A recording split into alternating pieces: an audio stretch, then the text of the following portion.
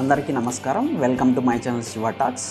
So ఈరోజు మనం వీడియోలో ఆడపిల్లలు కలిగి ఉన్నటువంటి తల్లిదండ్రుల ఆలోచన పరిణితి ఎలా ఉంది, వాళ్ళు జాబ్ చేసే వాళ్ళకే వాళ్ళ పిల్లని ఇవ్వడానికి ఇష్టపడుతున్నారు, కానీ వ్యవసాయం చేసేటోళ్ళకి కావచ్చు, చిన్న చిన్న వ్యాపారం చేసేటోళ్ళకి కావచ్చు, సెల్ఫ్ ఎంప్లాయ్మెంట్ కావచ్చు, క్యాబ్స్ మెయింటైన్ చేసేటోళ్ళకి కావచ్చు, హోటల్స్ రన్ చేసే వాళ్ళకి కావచ్చు, సో మిగిలిన ఫీల్డ్స్లో వర్క్ చేసే వాళ్ళకి ఎందుకు పిల్లని ఇవ్వడానికి ఇష్టపడతలేదు?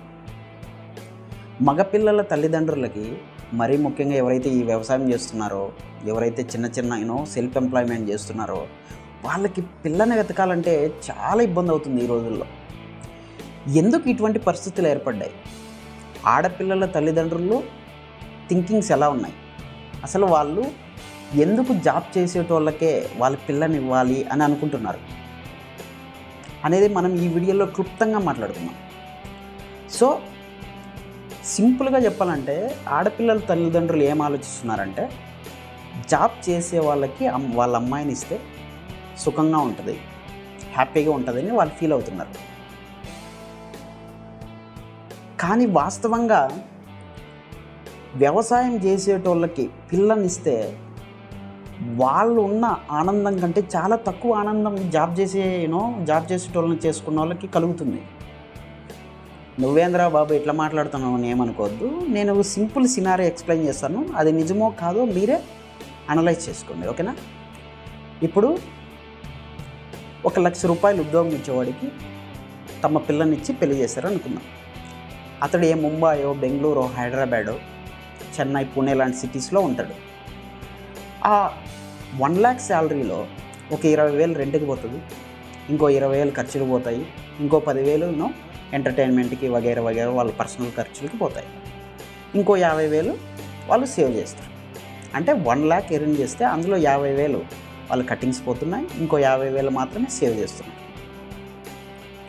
సో పిల్లలకు 2-3 ఇయర్స్కి వాళ్ళకి పిల్లలు కలుగుతారు. దాని తర్వాత వాళ్ళ స్కూళ్ళు స్టార్ట్ అయిపోతాయి. సో ఈ తర్వాత ఎక్స్పెన్సెస్ పెరుగుతాయి, శాలరీ కూడా కొద్దిగా పెరుగుతుంది, ఆ శాలరీతో పాటు ఎక్స్పెన్సెస్ కూడా పెరుగుతాయి. ఈ క్రమంలో అతడు ఒక ఫ్లాట్ను కొనుక్కోవాలనుకుంటాడు, ఒక బిల్డింగ్ని కాదు, ఒక ఫ్లాట్ని కొనుక్కోవాలనుకుంటాడు. ఫ్లాట్ మినిమం 1 crore పెట్టి కొంటాడు. అతని దగ్గర అంత డబ్బులు ఉండదు, ఒక 10 లక్షలు 20 లక్షలు డౌన్ పేమెంట్ కొట్టి కొంటాడు. రిమైనింగ్ 80 లక్షలకి ఒక 20 ఏళ్ళకి ఈఎంఐ పెట్టుకుంటాడు. ఆ 80 లక్షలకి ఇంకో 80 లక్షలు వడ్డీ వస్తుంది. సో ఓవరాల్గా అతడు 1,60 lakhs దాకా ఈఎంఐల్లో కట్టాల్సి ఉంటుంది. అంటే ఆల్మోస్ట్ 20 to 25 years అతడు ఈఎంఐలు కట్టడానికి తన లైఫ్ టైం సరిపోతుంది. సో వెనక్కి తిరిగి తీసుకుంటే ఈ జాబ్ చేసేటోడు ఏం సాధించుంటాడు? తమ పిల్లల్ని చదివించుకోగలుగుతాడు, ఒక ఫ్లాట్ని కొనుక్కోగలుగుతాడు.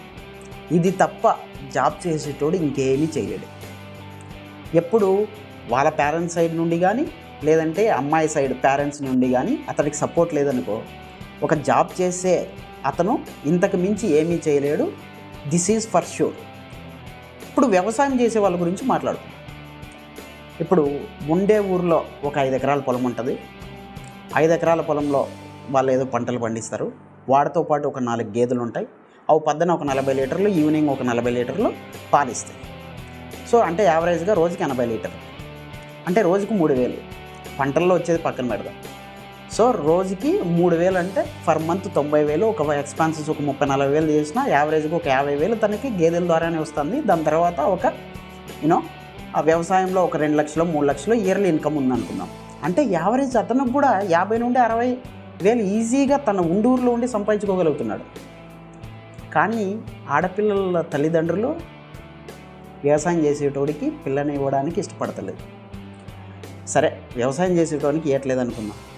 ఏ కిరాణా షాప్ మెయింటైన్ చేసేటోడో, లేదంటే చిన్న ఏదైనా ఫెర్టిలైజర్ షాప్ మెయింటైన్ చేసేటోడో, చిన్న హోటల్ రన్ చేసేటోడో, వీడికి రోజుకు 2-3,000 ఆదాయం ఉంటుంది. వాళ్ళకి కూడా పిల్లని ఇవ్వట్లేదు. సో ఎందుకు అలా థింక్ చేస్తున్నారు? పోనీ ఆ జాబ్ చేసే ఎంప్లాయీకి అదేమన్నా గవర్నమెంట్ జాబా, జాబ్ సెక్యూరిటీ ఉంటుందా అనుకుంటే ఖచ్చితంగా జాబ్ సెక్యూరిటీ ఉండదు. అందులో ఆడికి ఈఎంఐలు ఒక 20-25 ఏళ్ళు ఉంటాయి. సడన్గా జాబ్ పోతే వాడు ఏం చేస్తాడు? మళ్ళీ తన ఉండూరుకు వచ్చి తనకున్న ఏ అర్ధ ఎకరానో ఎకరా పొలంలో వ్యవసాయం చేసుకోవాలి. అంటే అందరికీ అలా అవ్వదని కాదు, జస్ట్ ఎగ్జాంపుల్ చెప్తున్నా. సో నేనేం చెప్తున్నానంటే, ఆడపిల్లల తల్లిదండ్రులు తమ అమ్మాయి సుఖంగా ఉండాలని కోరుకోవడంలో తప్పులేదు. కానీ వేరే ఫీల్డ్స్లో ఉన్నటువంటి వాళ్ళకి కూడా ఆదాయం ఉన్నప్పుడు, వాడు పోషించగలిగినప్పుడు పిల్లల్ని ఇవ్వడానికి ఎందుకబ్బా అంత కష్టపడుతున్నారు? ఎందుకు అంత ఇబ్బంది పడుతున్నారు? ఒక్కటి చెప్తా, గుర్తుపెట్టుకోండి. రానున్న రోజుల్లో నెక్స్ట్ 10 years or 20 years ఒక ఎకరా భూమి ఉన్నోడు ఒక 4 రకాల కూరగాయలు పండించుకుంటే ఆడు ఎవ్రీ 1 weekకి సంతకి వెళ్ళినా ఒక 20,000 సంపాదించుకోగలుగుతాడు. అంటే 50,000 ఈజీగా తన ఇంటి దగ్గర నుండే సంపాదించుకోగలుగుతాడు. నువ్వు బయట పోయి నానా సంకలు నాకి మంత్లీ వచ్చిన ఆ డబ్బులతో నువ్వు ఈఎంఐలు కట్టుకుంటూ నీ సొంత ఊరిలో సొంత మనుషులతో నీకు బాధ వచ్చినా పంచుకోవడానికి నలుగురు ఉండరు, నీకు ఆనందం వచ్చినా పంచుకోవడానికి నలుగురు ఉండరు. ఇటువంటి సిటీస్లో లైఫ్ స్టైల్లో నువ్వు కూరుకుపోయి బతుకుతుంటాడు జాబ్ చేసేటోడు. కానీ ఈ పేరెంట్స్ అనేటోళ్ళు వాళ్ళకే పిల్లని ఇవ్వడానికి ఇష్టపడతారు, కానీ వ్యవసాయం చేసేటోళ్ళకి ఆదాయం ఉన్న ఇవ్వట్లేదు. చిన్న చిన్న బిజినెస్లు చేసేటోళ్ళకి ఆదాయం ఉన్న పిల్లని ఇవ్వట్లేదు. సో ఈ వీడియోలో నేను ఏం చెప్తున్నానంటే, మీ పిల్లని చూసుకునే క్యాపబిలిటీ ఉన్నప్పుడు ఏ ఫీల్డ్లో వాళ్ళు ఉన్నా పిల్లని ఇవ్వండి. రానున్న రోజుల్లో ఈ సెల్ఫ్ ఎంప్లాయ్మెంట్స్ వ్యవసాయం చేసేటోళ్ళు ఎక్కువైతాయి. ఎందుకంటే రీసెంట్ టైంలో చాలా జాబ్స్ పోతున్నాయి. యుఎస్ఏలో, యూకేలో ఉన్నటువంటి వాళ్ళు జాబ్స్ మానేసుకొని పల్లెటూరులకు వచ్చి మళ్ళీ అక్కడ ఒక 4 ఎకరాల 5 ఎకరాల పొలం కొని ఆ 4-5 ఎకరాల పొలంలో వాళ్ళు బోర్లు వేసి మళ్ళీ వాళ్ళు ఏం చేస్తున్నారు? వ్యవసాయమే చేస్తున్నారు. అర్థమవుతుందా? సో నేను ఈ వీడియో ద్వారా నేను ఈ వీడియో చేసి మిమ్మల్ని మీరేదో మారిపోతారని కాదు, కానీ కనీసం కొద్దిగా అయినా ఆలోచిస్తారని నేను ఈ వీడియో చేస్తున్నా. వేరే ఫీల్డ్లను కూడా కొద్దిగా కన్సిడర్ చేసి వాళ్ళకు కూడా పిల్లనివ్వండి. ప్రతి 10 మంది మగపిల్లల్లో నలుగురికే జాబ్స్ వస్తున్నాయి, 8 మందికే పెళ్ళిళ్ళు అవుతున్నాయి. అంటే యావరేజ్గా 100 మందిలో 10 నుండి 20 మందికి పెళ్ళిళ్ళు అవ్వట్లేదు. అర్థమవుతుందా? సో ఈ వీడియో మీకు నచ్చిందని నేను అనుకుంటున్నాను. ఇలాంటి మంచి కంటెంట్ కోసం నా వీడియోని లైక్ చేయండి. ఈ వీడియో మీకు ఎవరికి షేర్ చేయాలో తెలుసు కదా, వాళ్ళకి షేర్ చేసేయండి. మీరు షేర్ చేసే ముందు ఈ వీడియోకి లైక్ చేయండి. లైక్ చేస్తేనే ఇలాంటి వీడియోస్ నలుగురికి వెళ్తాయి.